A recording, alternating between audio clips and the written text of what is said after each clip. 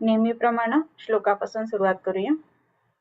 रागादिरोगान् सततानुशक्तान् अशेषकाय प्रसृतान् शेषान् औत्सुक्यमोहारतिदाय जघान यो पूर्ववैद्याय नमोऽस्तु तस्मै.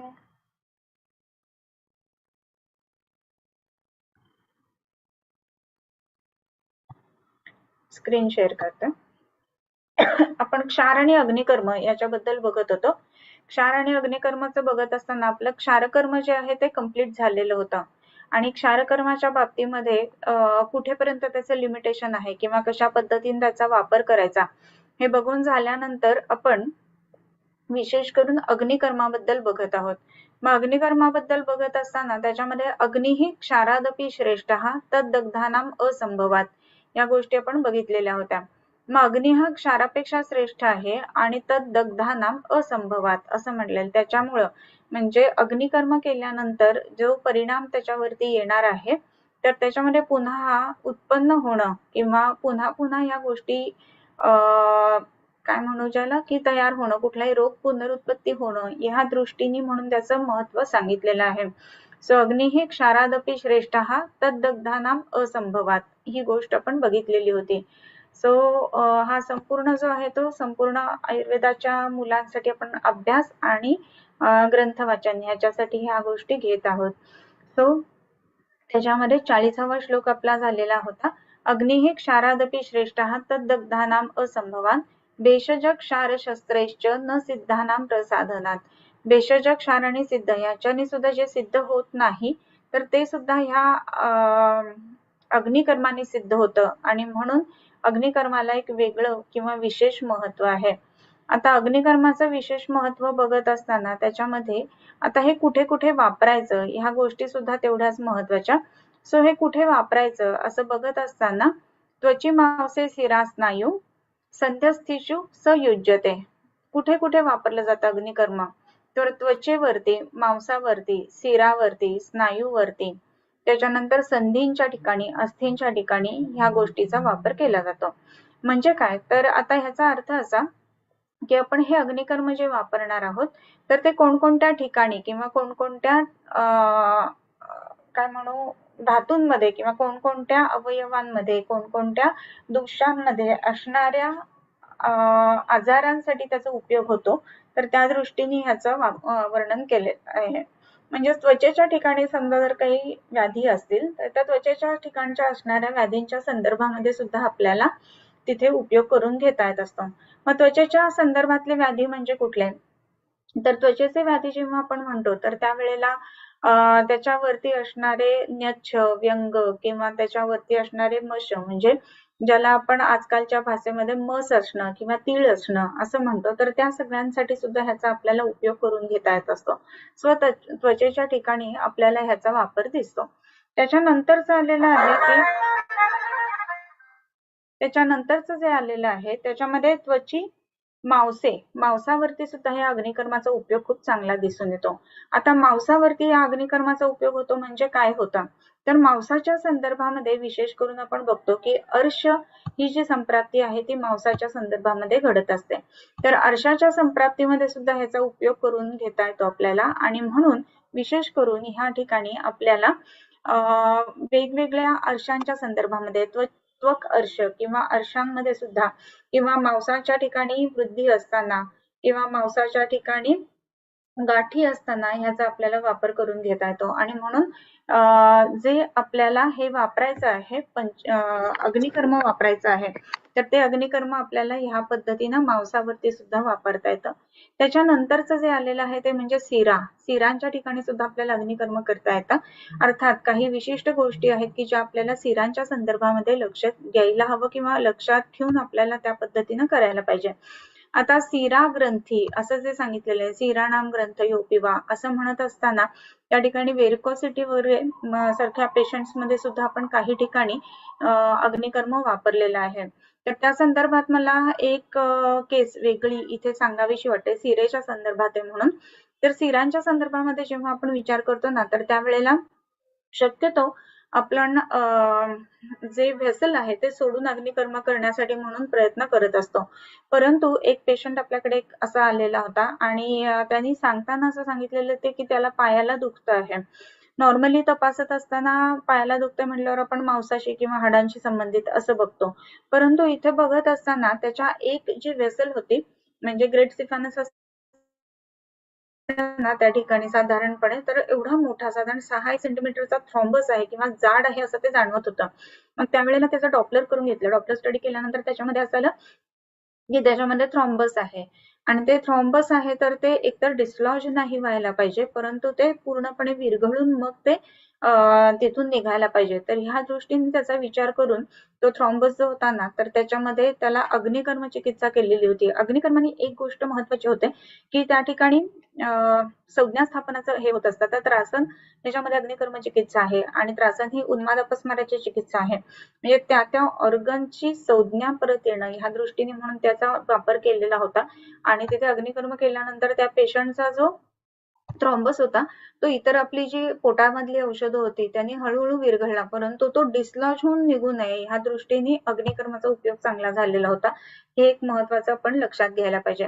सो त्वची त्याच्यानंतर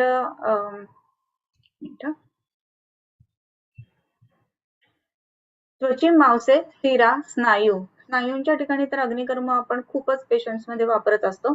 संधींच्या ठिकाणी सुद्धा अग्निकर्म आपण बऱ्याच पेशंट्स मध्ये वापरत असतो.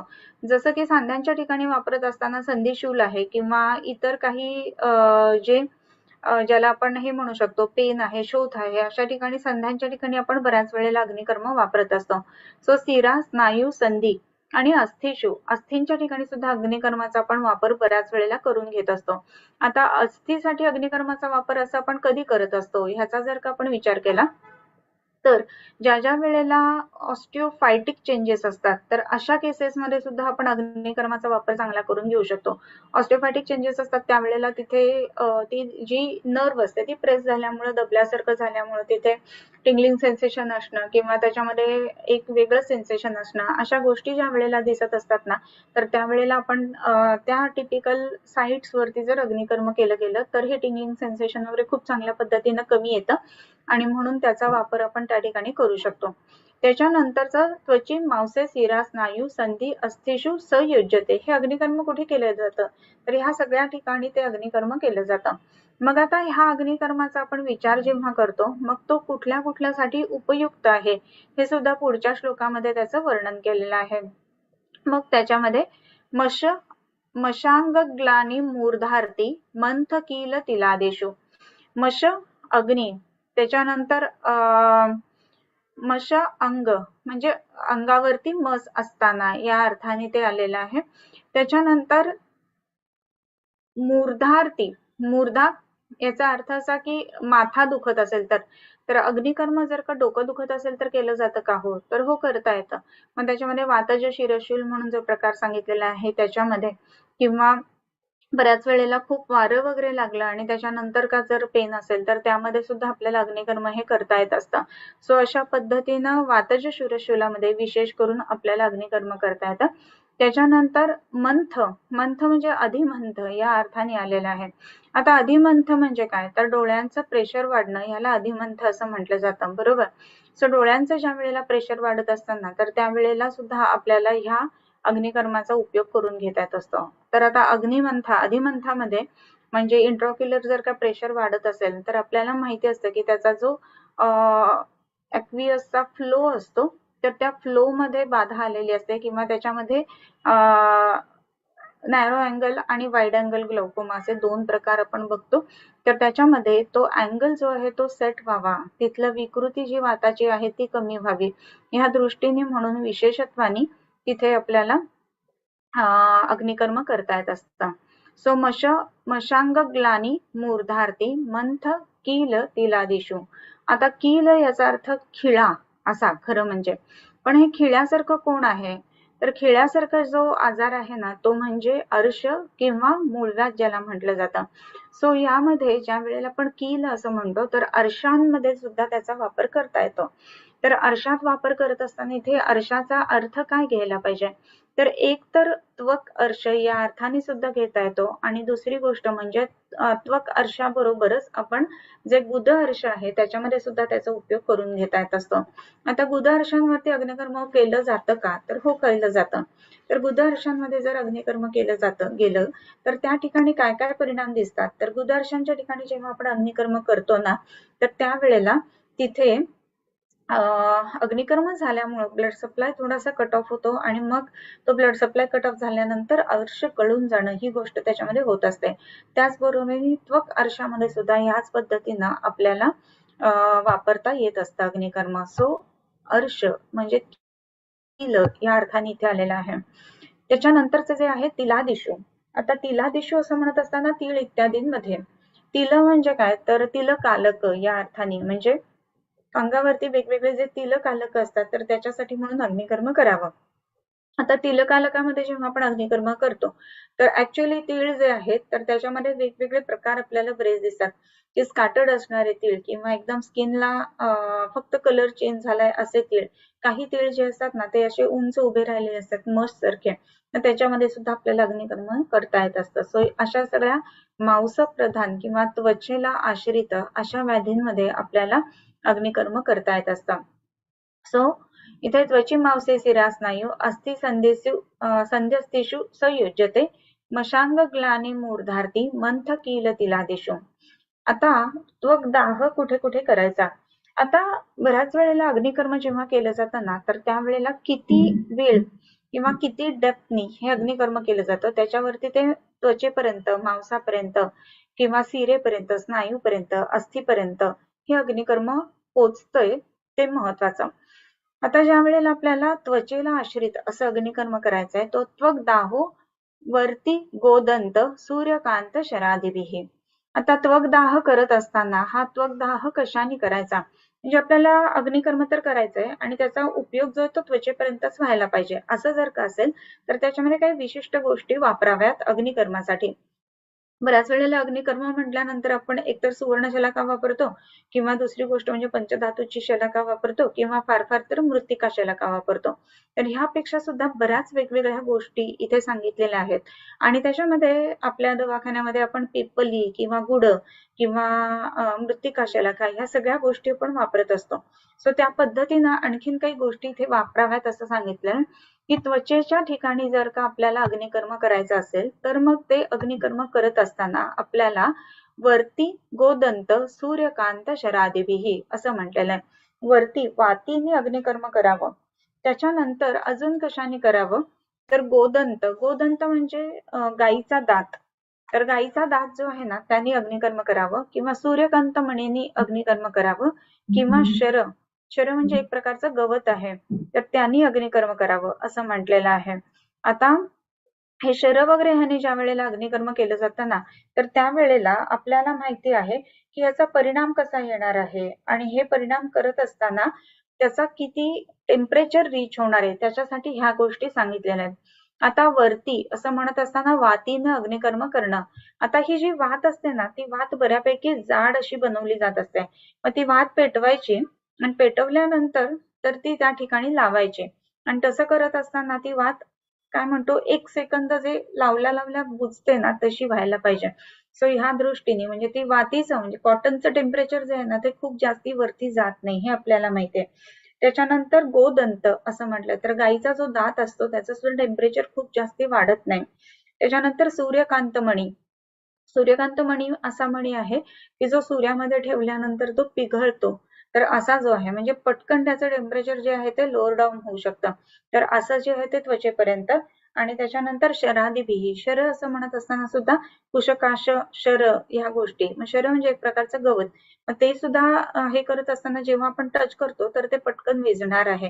सो ह्या दृष्टीने त्वक दाह करण्यासाठी म्हणून ज्याचं टेम्परेचर फार जास्त रीच होणार नाही असे गोष्टी त्यामध्ये वापराव्यात.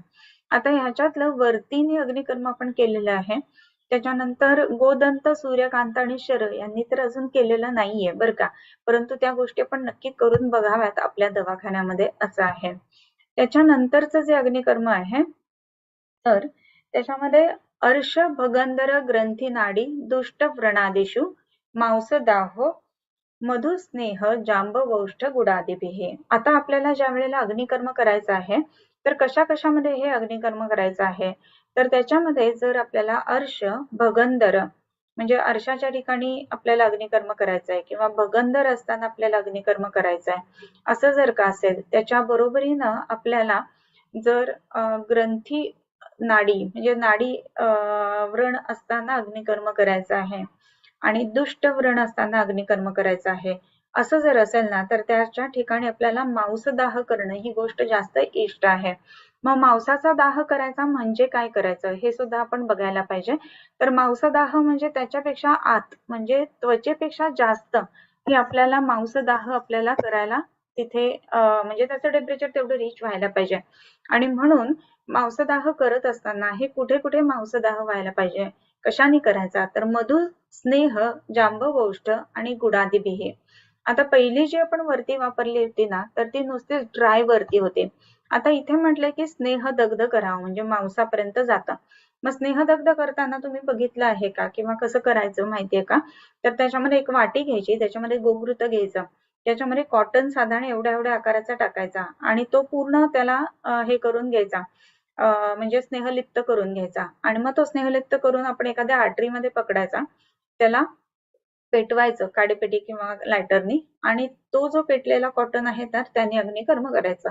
असं जेव्हा करतो ना तर ते स्नेहदग्ध होतं आणि स्नेह असल्यामुळं त्याचं टेम्परेचर थोडं जास्त रीच होतं आणि जास्त रीच होतं म्हणून ते मांसापर्यंत जाण्यासाठी मदत होत असते. सो स्नेहदग्ध. तर ह्याच पद्धतीनं मध जो आहे तर त्या मधाचा सुद्धा असाच पिचू करून तो पेटवून त्याप्रमाणे त्याचा दाह करावा असं आहे. सो मांसदाहो मधुस्नेह आणि जांबवौष्ठ गुडादिभिः. जांबवौष्ठ आणि गुड ह्याचं जे आहे अग्निकर्म ते पण मांसापर्यंत जातं. आता जांबवौष्ठ शलाका असा आपण बऱ्याच वेळेला शब्द ऐकलेला असतो.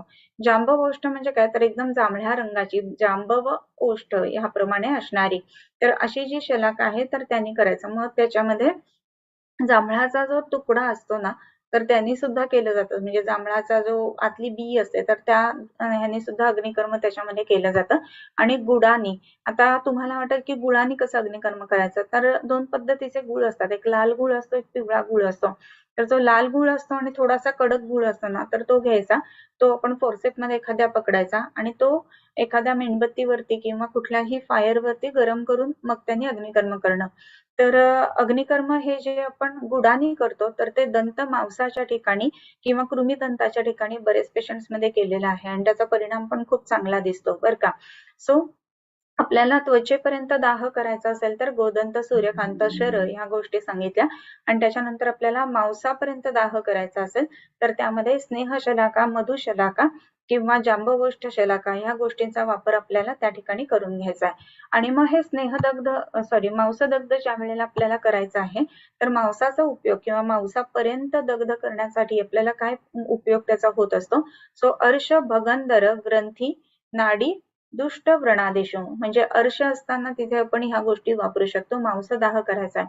सगळ्यांनाच माहिती आहे की अर्श जे आहेत तर ते मांसापासून उत्पन्न आहेत आणि म्हणून मांसांकुरा नापानादव असं म्हटलंय.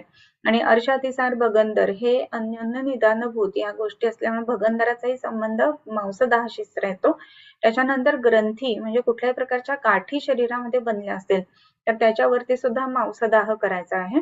त्याच्यानंतर नाडीव्रणामध्ये मांसदाह करायचा आहे, कारण नाडीव्रण जेव्हा बनतो तर ही नाडीव्रण बनतो कुठे, तर ज्याला नासूर हिंदीमध्ये म्हटलं जातं किंवा ज्याला आपण नाडीव्रण म्हणजे सायनस वुंड असं म्हणत असतो.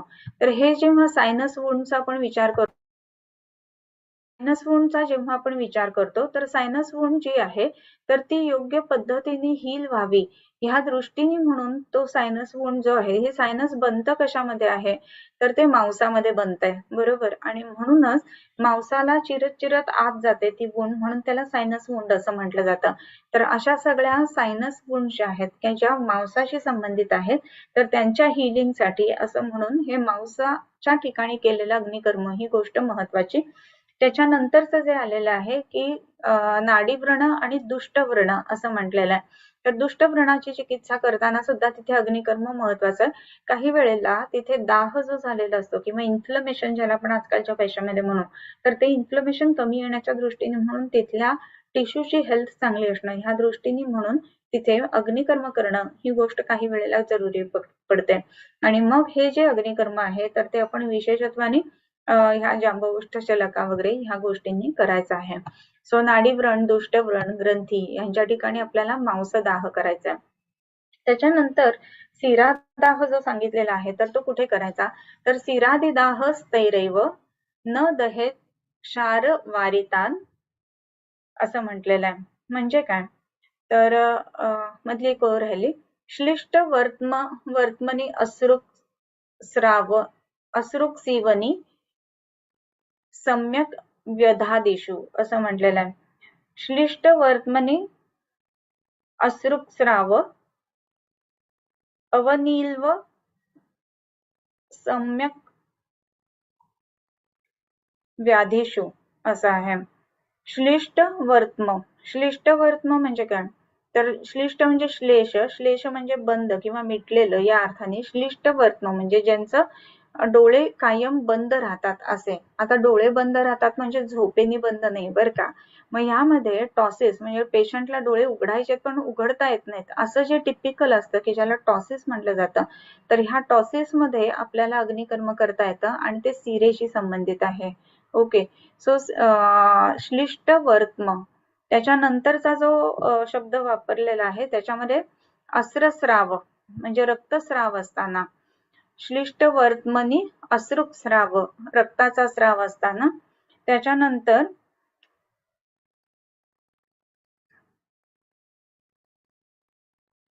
अश्रुक स्राव नीली असम्यक व्यधादेशो त्याच्यामध्ये असम्यक व्यध जर का झालेला असेल अग्निकर्म किंवा वेधन कर्म जे आहे वेगवेगळ्या शिरांचं, तर ते असम्यक पद्धतीनं झालेलं असेल तर त्या ठिकाणी सुद्धा आपल्याला शिरेच्या ठिकाणी अग्निकर्म करावं लागतं.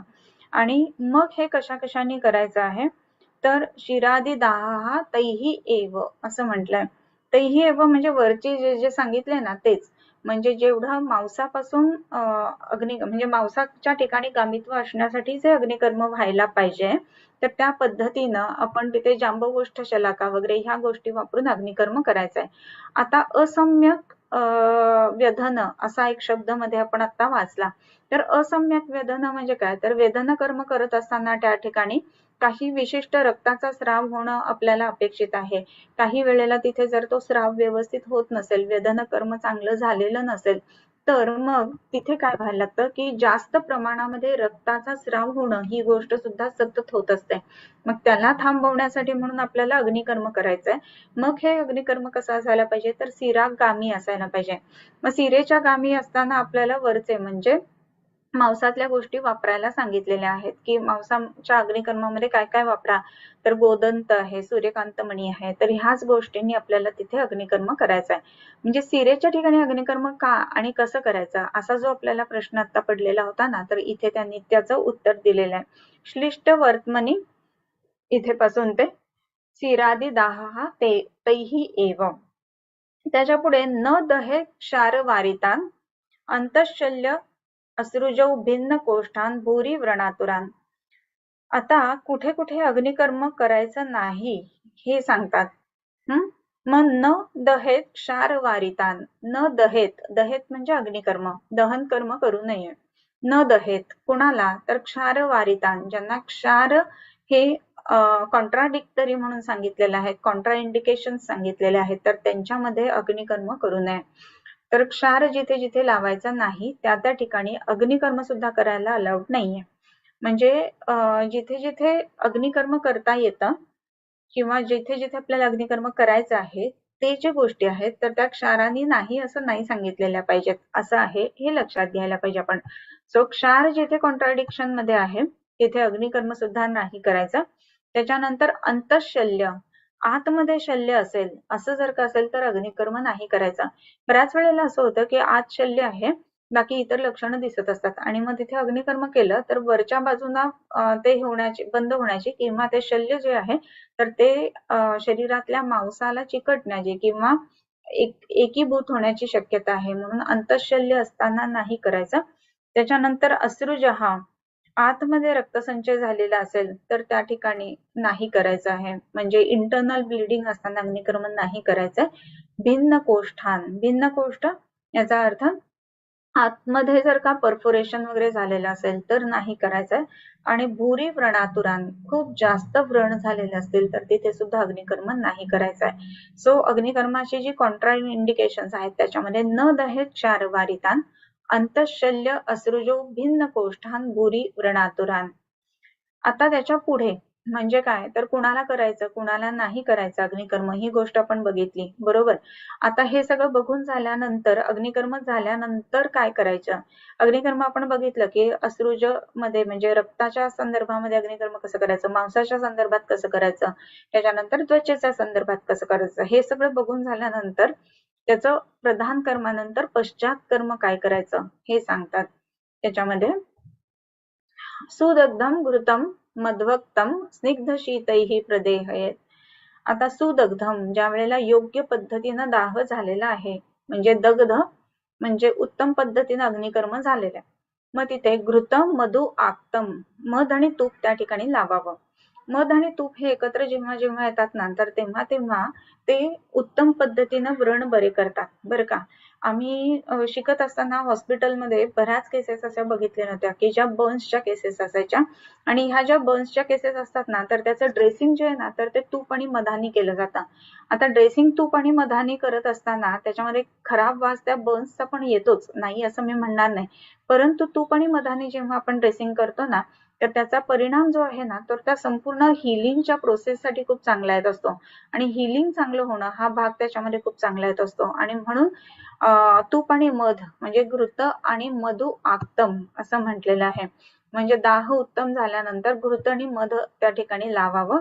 आणि स्निग्ध शीतही प्रदेहयेत, म्हणजे स्निग्ध आणि शीत अशा गोष्टी ज्या आहेत तर त्या ठिकाणी लावाव्यात किंवा त्याचे लेप लावेत. जे थंड पण आहे आणि शीत पण आहे, म्हणजे जसं यष्टीमधु घृत आहे, जे अग्निकर्म झाल्यानंतर आपल्या दवाखान्यामध्ये सुद्धा आपण यष्टीमधु घृत त्या ठिकाणी लावत असतो. त्याचा परिणाम जो आहे तर तो चांगला येत असतो, हिलिंगच्या दृष्टीने आपण बघतो त्यावेळेला. त्याच्यानंतर तस्य लिंगम स्थिते रक्ते शब्द वल्ल सिकान्वितम पक्वताल कपोताभम सुरोहम नातिवेदनम. सम्यक दाह तस्य लिंगम, तस्य म्हणजे तस्य तर सुदग्धस्य लिंगम, ज्या वेळेला खूप चांगल्या पद्धतीनं अग्निकर्म झालेलं आहे त्यावेळेला स्थिते रक्ते, रक्त जे आहे तर ते थांबतं व्हायचं. शब्दवल्लिका शब्दवत लसिकान्वितम, ते शब्दवत म्हणजे एक विशिष्ट आवाज येतो अग्निकर्माचा, चर असा पद्धतीचा, तुम्ही ऐकला असेल जर प्रत्यक्ष अग्निकर्म बघितला असेल तर. आणि लसिकान्वितम थोडस लसिकेचा स्राव तिथे होतो. आणि ते कसं असतं तर पक्व ताल कपोताभम, तालफल, तालफल म्हणजे काय, ताडाचं फळ तुम्ही बघितलेलं असेल तर पक्व ताडाचं फळ कसं असतं, एक तांबूस थोडस पांढरट तांबूस रंगाचं असं त्या ठिकाणी तो डाग पडतो. त्याच्यानंतर कपोताभम, कपोत म्हणजे पारवा किंवा काय कबूतर, तर कबुतराच्या सारखं म्हणजे करड्या रंगाचं त्या ठिकाणी डाग येतो.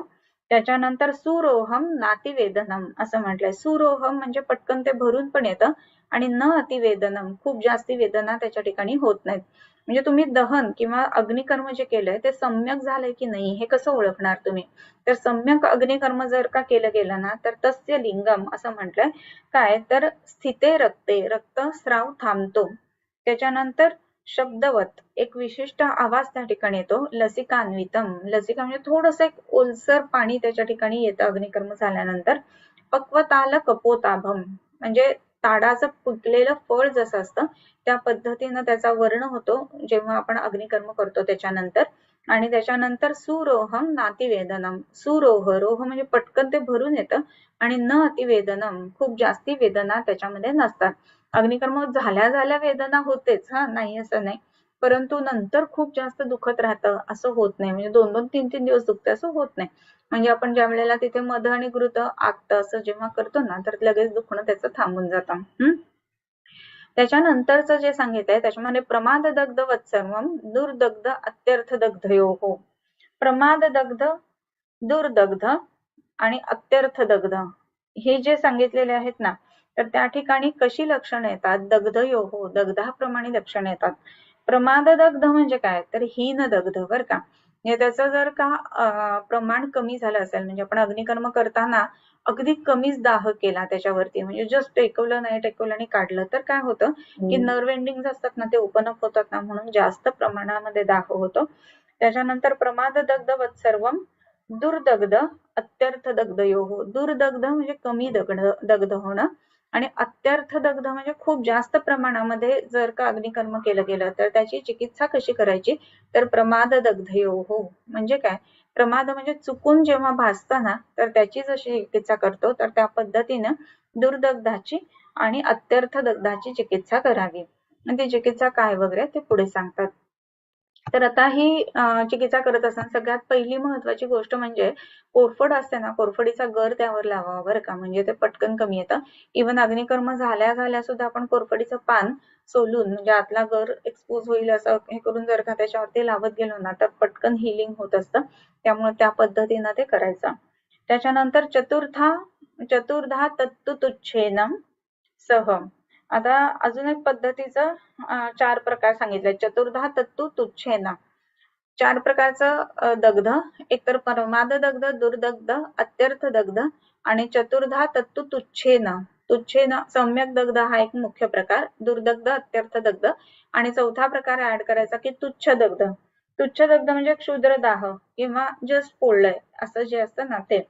तर त्याचं जे आहेत ना, त्याची चिकित्सा सुद्धा प्रमाद दग्धाप्रमाणेच करायची. म्हणजे बऱ्याच वेळेला मुलींना कदाचित स्वयंपाक करत असेल तर नवीन स्वयंपाक करायला लागले ना, की तवा जो आहे ना, तो कंपल्सरी इथे एकदा तरी लागतोच असं होतच. आणि मग नंतर ती सवय आपल्याला होत जाते, की काय केलं की नाही लागत किंवा आपल्याला हाताला डोळे येणं म्हणतो ना, तशी गोष्ट घडते, की किती अंतरावरनं त्या गोष्टी करायला पाहिजेत ही गोष्ट समजायला लागते. सो ह्या पद्धतीनं चतुर्धा तत्तु तुच्छेन सह 4 प्रकारचे दग्ध हे सांगितलेले आहेत. ओके. त्याच्यानंतरचा एक श्लोक घेऊया आणि थांबूया. त्वक्वर्णेषु एते अत्यर्थं न च स्फोटसमुद्भवः सस्फोटदाह तीव्रोष्मं दुर्दग्धम् अतिदाहतः मांसलंबन संकोच दाहदूपन वेदनाः. इथे पासून नेक्स्ट टाइम घेऊयात आपण. प्रमाद दग्धम तत्सर्वं दुर्दग्ध अत्यर्थ दग्धयोः चतुर्धा तत्तु तुच्छेन सह. इथपर्यंत आपलं झालेलं आहे. 47वा श्लोक जो आहे तो नेक्स्ट टाइम घेऊया. ओके. किंबहुना तुमचे केले धर्म कीर्तन हे सिद्धी गेले, तेथ माझे जिवरले पायिकपणा. आता विश्वात्मके देवे येणे वाग्यज्ञे तोषावे, तोषोनी मज द्यावे पसायला नाही. जे खळांचे व्यंकटी सांडो, तया सत्कर्मी रती वाढो. भूता परस्परे पडो मैत्र जीवांचे, दुरितांचे तिमिर जावो. विश्वस्वधर्म सूरे पाहो, जो जे वांछील तो ते लाहो. प्राणिजात वर्षत सकळ मंगळी, ईश्वर निष्ठांची मांदियाळी. अनवरत भूमंडळी भेटतो भूता, चला कल्पतरूंचे आरव. चेतना चिंतामणींचे गाव, बोलते जे अर्णव पियुषांचे. चंद्रमे जे अलांछन, मार्तंड जे तापहीन. ते सर्वाही सदा सज्जन, सोय रे होतो. किंबहुना सर्व सुखी, पूर्ण होनी तिही लोकी. बचिजो आदि पुरुषी अखंडित, आणि ग्रंथ उपजविये. विशेषी लोकी इये, दृष्टा दृष्ट विजय हुआ वेजी. येथ म्हणे श्री विश्वेश्वरावो, हा होईल दान पसावो. येणेवरे ज्ञान देवो सुखिया झाला, येणेवरे ज्ञान देवो सुखिया झाला, येणेवरे ज्ञान देवो सुखिया झाला.